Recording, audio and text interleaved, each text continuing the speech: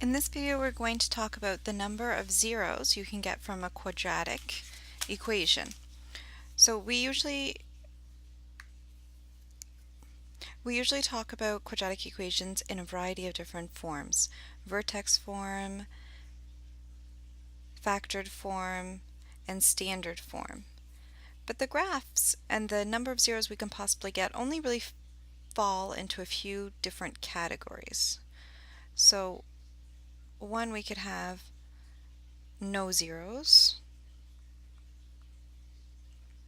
which means the equation does not cross the x-axis. So that means we either have something like this, not crossing,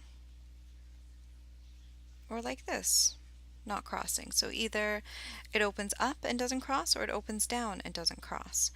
In the first situation, notice that the vertex is above the x-axis and it points up. So what does that mean? The vertex is above the x-axis, so the y value, how does that relate to the x-axis?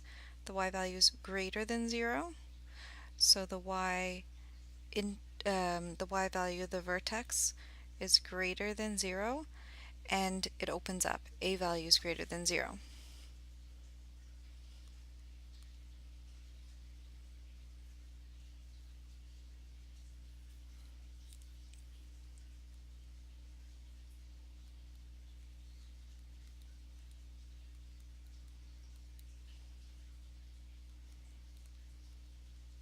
And the second situation, it opens down here, and the k value of the vertex, the y value of the vertex, is below 0.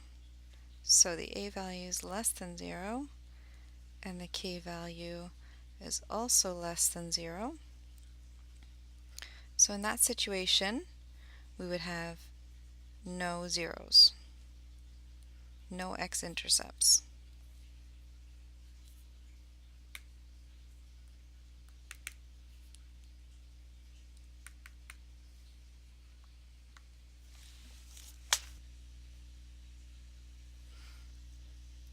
Okay, the next situation that we could have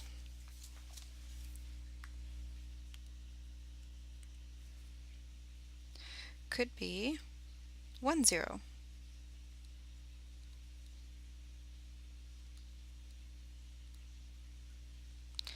So the graph would look like something like this. There's only 1, 0, and either the parabola opens up or the parabola opens down. But the important part is that the vertex is on the x-axis. So what's the y value of the vertex?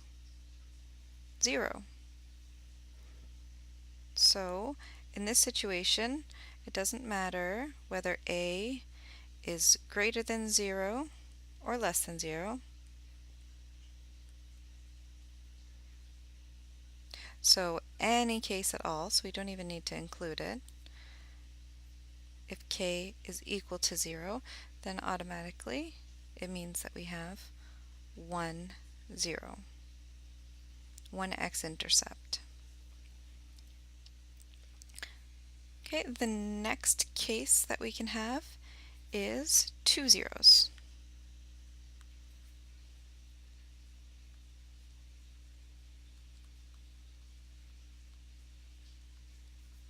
And the graph would look like, say the parabola is opening up, it crosses the x-axis 2 times. And parabola opening down somewhere, it crosses 2 times. Anywhere at all. So notice that the important thing here, in the first case when it opens up, the vertex is below the x-axis. So if a is greater than 0, it's opening up, and the y-coordinate of the vertex is below, so k is less than 0, then it definitely has 2 x-intercepts, or 2 zeros. And if the a value is less than 0 and it's opening down, and the k value is greater than 0, then it looks like this graph here and has 2 zeros. My z's and my 2's look very similar.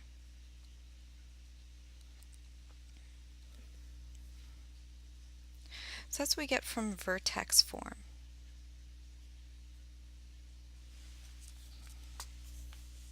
If we look at one of the other forms,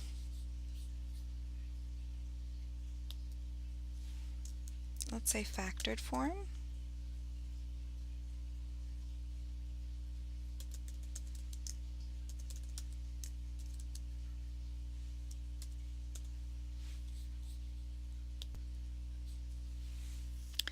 so in factored form,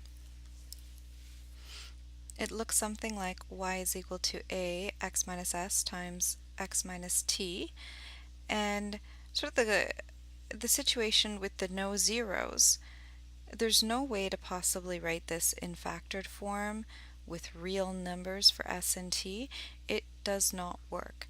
So there is no situation where we've written an equation in factored form and there's no zeros. 1 0, we can have 1 0.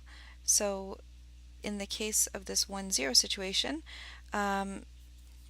suppose this was an x value of 1. What this really looks like is the regular parabola with a horizontal translation of 1 to the right. So that would look like y is equal to x minus 1 squared, the horizontal translation 1 to the right. So that means it's a factored form. It's like x minus 1 times x minus 1. So it has the same root twice. So if s is equal to t, or t is equal to s, then you would have 1 0. So that means the equation looks something like y is equal to a x minus s squared. It doesn't matter whether it opens up or opens down, just if they have the same, if both roots are the same, then it has 1 0. What about 2 zeros? Well, we can see the graph that opens upwards in factored form. We have two distinct factors where s is not equal to t and an a value that's positive. So those would be the important parts.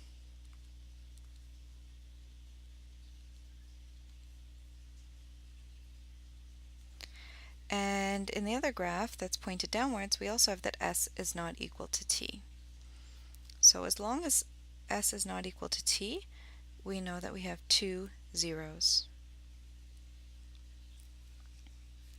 Okay, and the final situation that we'll look at is the standard form and using the quadratic formula. So the quadratic formula, we need to start with the equation in standard form, and it tells us that if this was to be set equal to 0, then the values of x that would satisfy this would be, or actually it would be enough to say that in the equation form we're finding the x-intercepts, or the zeros, or the roots. Those three words all mean the same thing. So we'd have x is equal to negative b plus or minus the square root of b squared minus 4ac all over 2a. So this formula generally generates two solutions, but not always. So what part of this makes it generate two solutions? Why does one formula give us two solutions? Well, that's because of the plus or minus. You can add something or subtract something and get two different numbers. So the key thing here is to compare what's happening under the square root. If you had b squared minus 4ac and it was a negative number, we wouldn't be able to square root it. So that means there would be no zeros. If it was equal to 0,